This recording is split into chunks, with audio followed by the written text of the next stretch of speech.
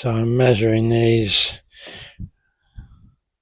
and marking them to roughly 50 centimeters, which is about half. It's a little bit difficult because they're not perfectly square where they're round. As long as they're near enough.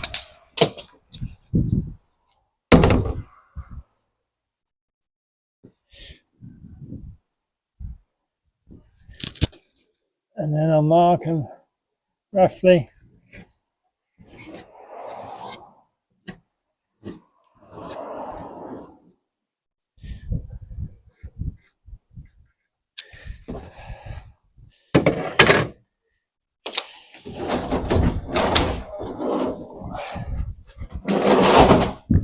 Turn them over and repeat the same all the way round.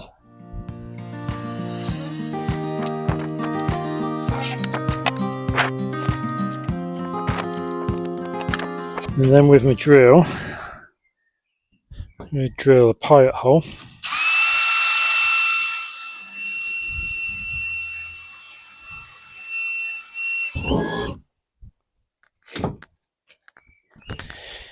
So I can get my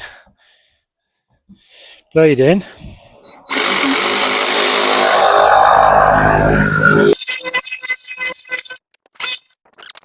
And as I cut one side, turn it over, cut the next side.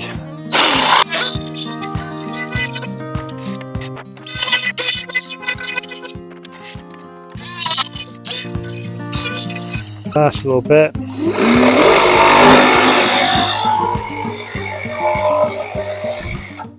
Just making sure it lines up with your first cut and your pilot hole. There we have it.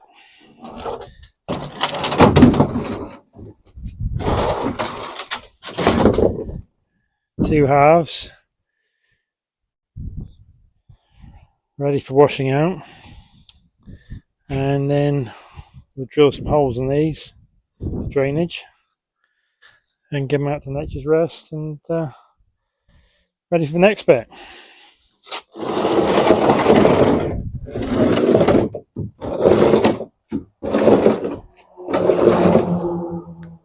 We're going to wash these out with the hose or with a pressure washer. It's always a good idea to put some holes in first. The ones which have got, which were from the bottoms, which have got the taps on, will drain out reasonably well, but the ones with the lids obviously won't. So a lot easier to drill them before you fill them up with water, and helps to get rid of the water as you wash it.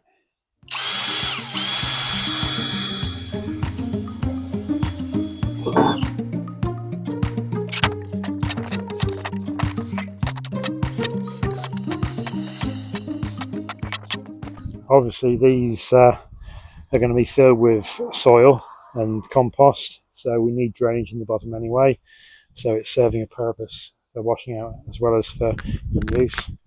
How many holes you drill is up to you, how you're going to operate, how you're going to do things.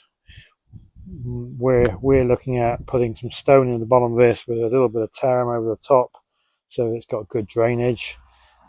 We know we've got mice and things like that, so we're using a drill bit which is smaller than a mouse would get into. This is like an 8mm. Doesn't stop them gnawing necessarily, but they've got no real reason to go inside them.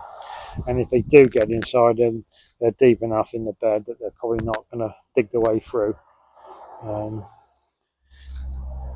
Obviously, all your drillings and your cuttings, one of the reasons we're doing it at home is I want to collect as much as this, sweep it up, cover it up, whatever, put it in the bin, because we don't want it going into the environment.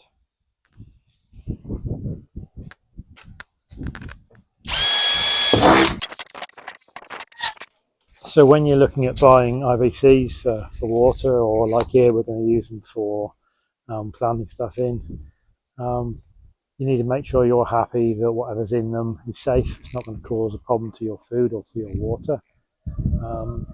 So do your research. If there's labels on the outside, you can see where they came from, ring the company up, do a bit of research online, make sure you're happy. We've got a couple here which have had iodine in, which is used as a disinfectant. That's not a big deal, but if we're planting things in there, we don't want things which are going to have an adverse effect on microorganisms, so we're not going to use those in that instance. What we'll probably do is cut a hole in them. We'll use them for lamb shelters for in the spring, give them a bit of shelter out from the weather. We won't use them in the food system. But yeah, so do your research, make sure we're happy with what was in there previously. If you're not sure, take the lid off, have a smell. Again, if it's got horrible chemical smells, you want to avoid them. If they've been used for water in the past, good chances there's nothing left in them and they've had a good clean out. But I say it's your choice. You make those decisions as to what you're happy with, what you feel safe. Struggling to get lids off, piece of wood and hammer.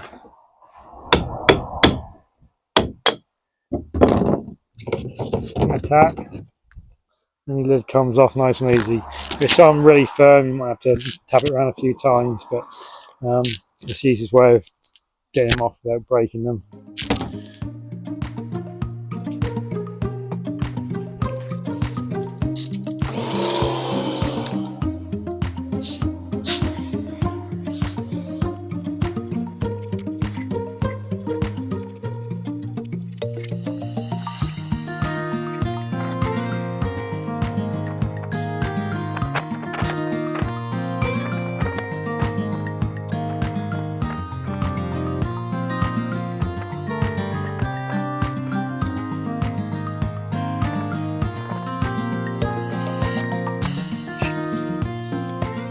So why did we opt for IBCs for our raised beds?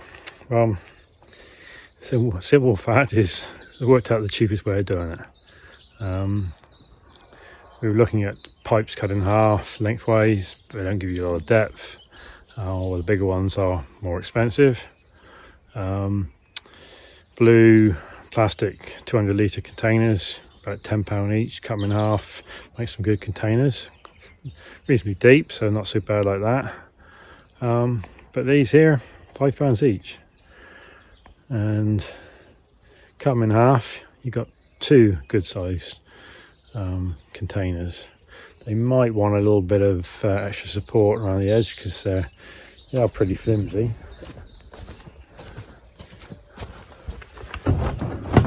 There's a bit of give there, so I think some wooden rails to give that some support. They don't rot, so they're going to last quite a few years. They're maybe not the most beautiful things to look at, but we'll see if we can do something to disguise them. If nothing else, they'll go green along with everything else that goes green around here in the end. But yeah, so there you have it. It's quite an economic way of doing stuff. They should work perfectly well, and gives us some planting space which is out of the water, so it can dry better drainage. Clay is not great for growing carrots, as we know. Doesn't like deep rooted stuff like that, so we can grow some good sized carrots. It's just a win all round.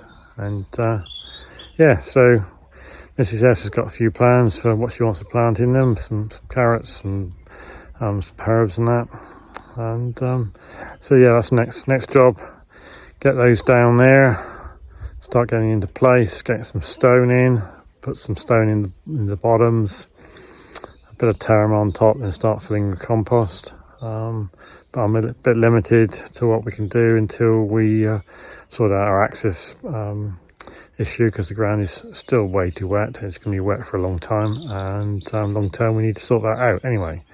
It's becoming quite restrictive, so it's on the list to be done, so it's going to get done now.